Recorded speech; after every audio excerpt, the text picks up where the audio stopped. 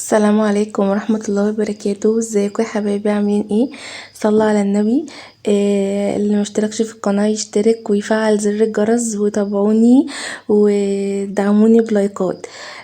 والله انا بحاول على قد ما اقدر ان انا ما مرغيش كتير وبتكلم معاكم واسرع بسرعة وافيدكم برضو بمعلومات تفيدكم، ومحاول ان انا مرغيش كتير عشان ما تزهقوش.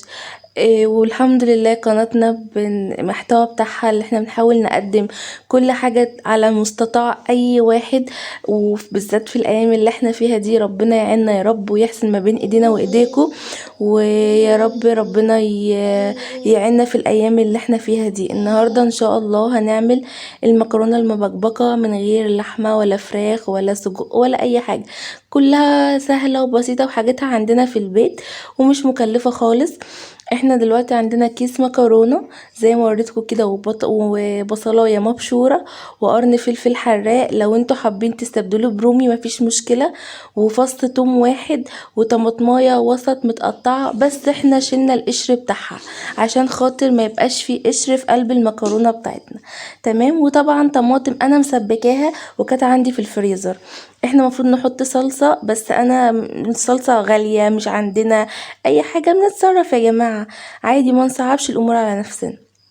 دلوقتي جبنا حله زي ما انتوا شفتوا، حطينا فيها ماده دهنيه زيت، ونزلنا عليها بالبصل المبشوره، حمرناها كده ما حروقناهاش، حمرناها خليناها حمرا معانا، ونزلنا عليها بفص الثوم والقرن الفلفل. حابين زي ما قلت لكم تستبدلوها بفلفل بدل ما هو حراق رومي مفيش اي مشكله خالص.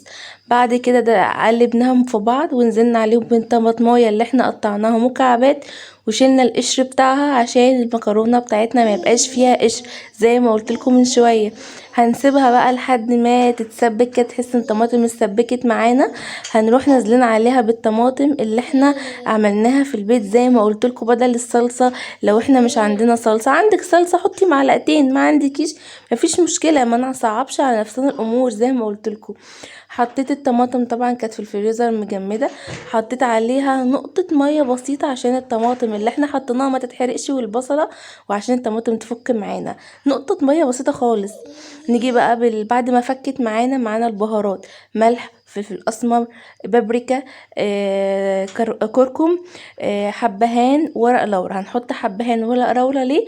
علشان خاطر هي المفروض تتعمل بشوربه، وانا للاسف ما عنديش شوربه. عندك شوربه ما تحطيش كده خالص، انزلي بالشوربه، انما احنا هنحط ميه. ومعانا كمان 7 بهارات. نزلنا بالتوابل، كانت الريحة خطيرة خطيرة خطيرة. نزلنا بالتوابل قلبناها كده تشويحة، وبعد كده نزلنا بالطماطم، بالمكرونة قصدي، معلش وبقى اسفة يعني. وطبعا كان معانا مية مغلية، ما ينفعش نحط مية من الحنفية يا جماعة عشان كل مكوناتنا سخنة والمكرونة ما تعجنش معانا، وما نزودش مقدار المية قوي علشان خاطر في مكرونة ممكن تاخد مية كتير، في مكرونة تاخد مية بسيطة، وانتي على حسب كمية المكرونة اللي انتي حطاها. تمام. كده دلوقتي الحمد لله استوت، وسويناها زي ما بنسوي عادي خالص الرز، استنى لحد ما اتشربت ووطينا عليها وبقينا نقلب عشان ما تلزقش، وزي ما بنعملها العادي. غرفناها بصوا مفلفله وجميله ما شاء الله. المكرونايه كانت حلوه قوي ومش معجنه خالص، وما زودناش الميه زي ما انا قلت لكم ما نزودهاش، عشان خاطر في مكرونه بتحتاج ميه كتير، وفي مكرونه لا. ده منظرها ما شاء الله بعد ما خلصناها، وكانت تشهي خالص. ديت ورق لورا، مش حاجه وحشه خالص.